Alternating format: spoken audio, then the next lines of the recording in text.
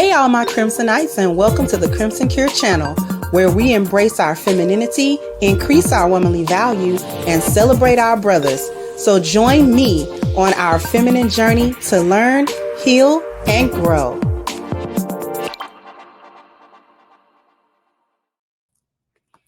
Hey there, my Crimsonites, and welcome to the Crimson Cure channel. I'm your hostess, femininity coach, and author of The Crimson Cure, and this is my perspective.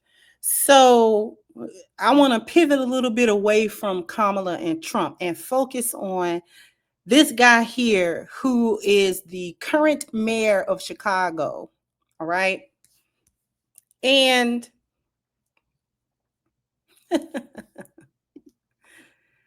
I cannot wait. And I'm sure my fellow Chicagoans who are still there can't wait until the next election comes up to vote this dude out. Y'all need to vote out Pritzker while y'all are at it, because I ain't never liked him. But they've run the city into the ground. The only thing that kind of give me hope about it is that Trump only lost Illinois by 4 points. I need people to understand that that's a big deal. Only 4 points. Illinois and Chicago have been a Democratic stronghold, not just, it's a stronghold like California almost. Okay. I don't think it has ever been read in my lifetime. So it has consistently and always been a Democratic state and city. Chicago kind of dictates what go on for the rest of the state. And so for it to even trend red, even though they were not able to flip it red, actually is a really good sign. And it has, I don't think that has ever happened. Like I said, especially in my lifetime.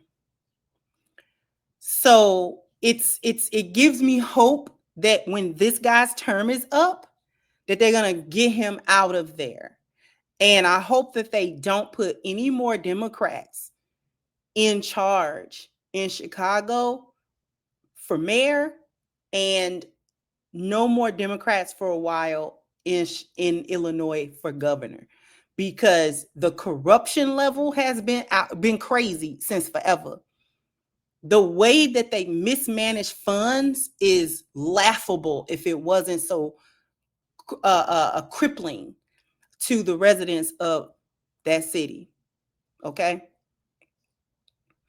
I've been gone for about a year or so.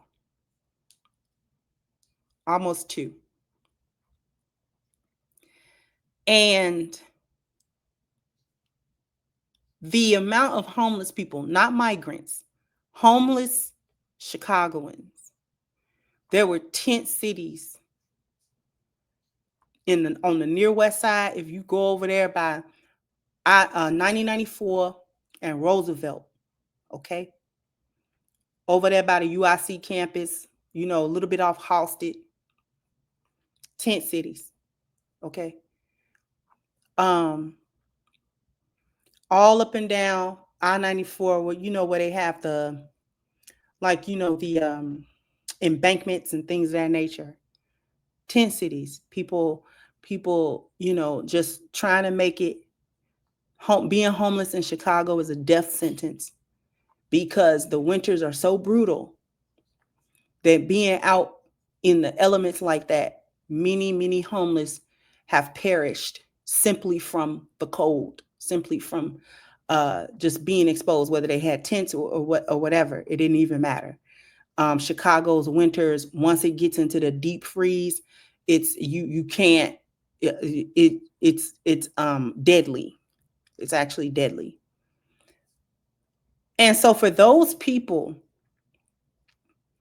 to be in that situation and then watch these migrants come in and immediately get places to stay, they were staying in the police stations, they were staying in the schools. Now, these are Black kids' schools. These are schools in the hood that they was occupying the actual school buildings. Okay. and flipping them into migrant shelters. All right. For this guy to get up here and say what I'm about to let him say, it I'm gonna just let him say it.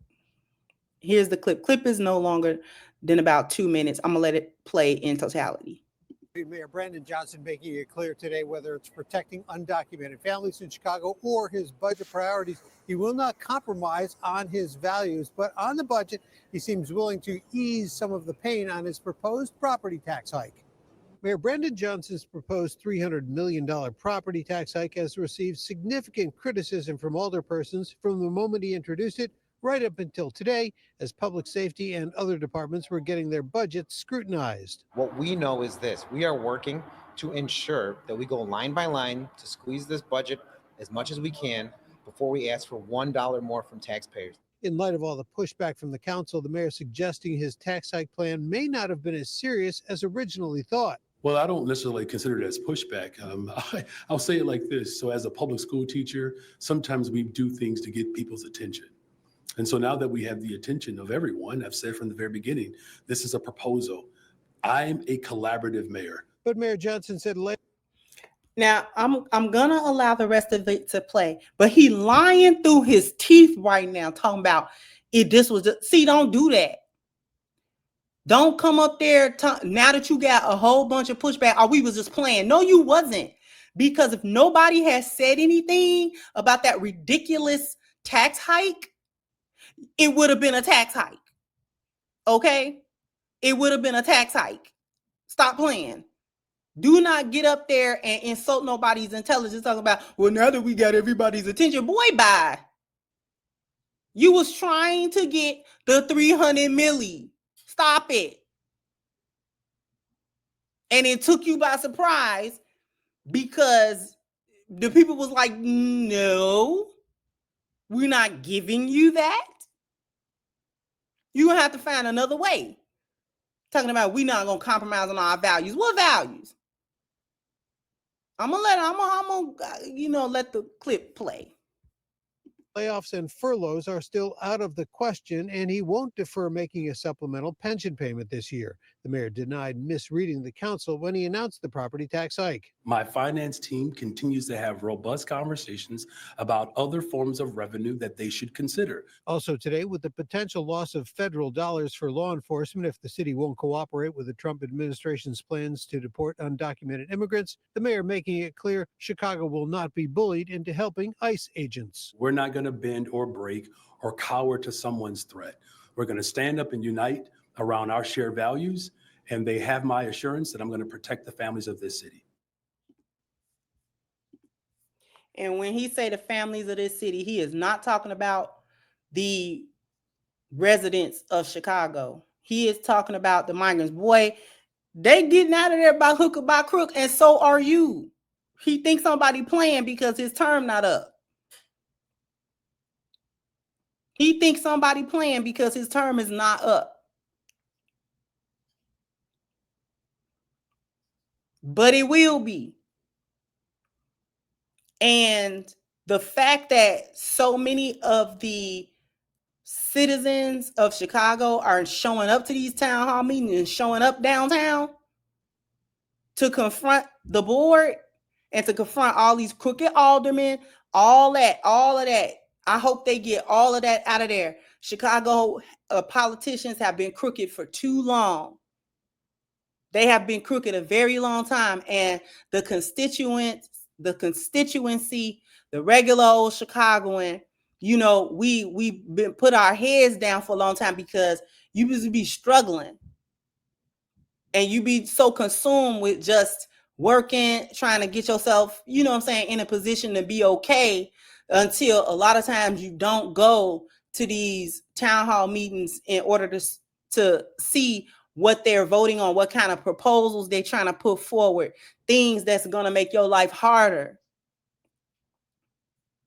And so now the situation has reached critical mass.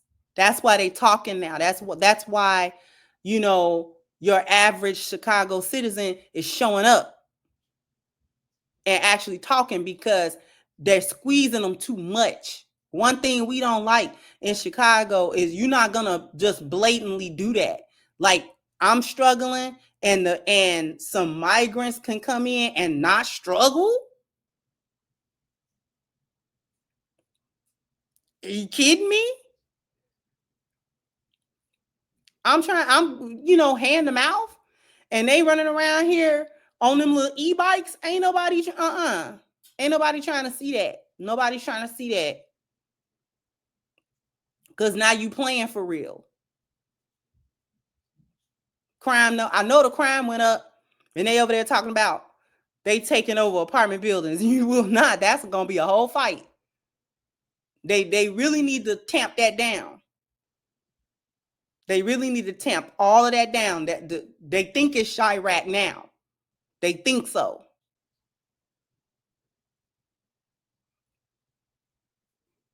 They trying to have blood in the streets with that.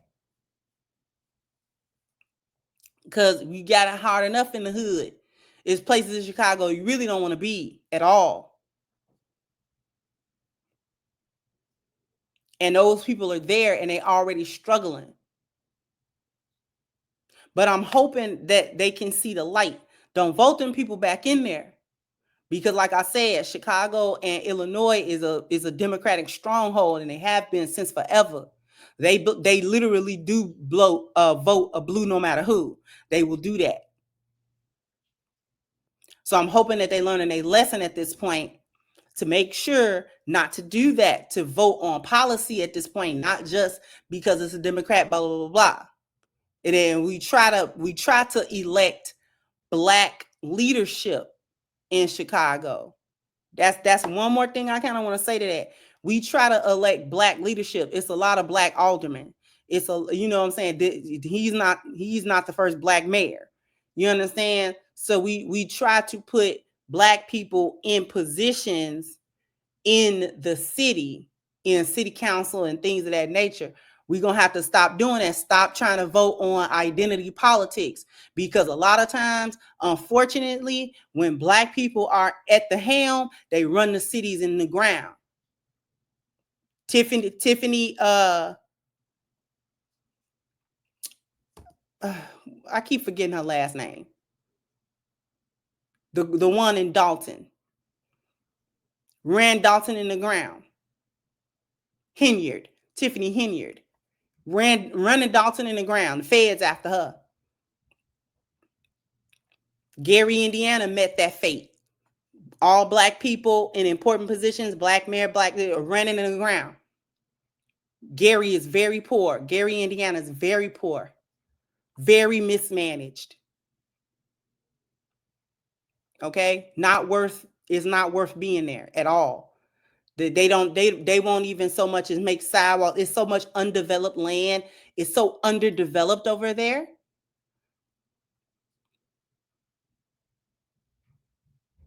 When you go in Gary, Indiana, it's like going to the deep south. And if Chicago residents don't watch, they will continue to run Chicago in the ground.